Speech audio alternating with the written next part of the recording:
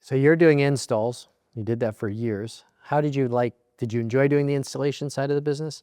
I didn't mind the work. Labor has never really been something I never got. I was like, oh, I hated it. I didn't. I actually liked you. I like Josh, who's now our operations manager. We were kind of the three amigos team, and so I didn't really mind it. But I knew, and I think you knew, I was probably better suited for dealing with people. I'm more of a talker.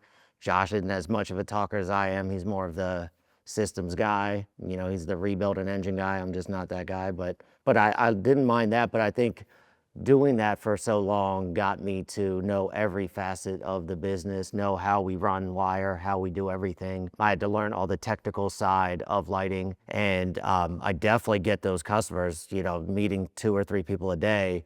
I would say one of those 3 will be how many, you know, the volts, the watts. I want to know every facet of the system. And if I didn't do that those first few years, if I'm like, I don't really know how we do this, then, you know, that customer's not going to go with us. But the fact that I instantly will have answers for everything helps on my side now as a designer.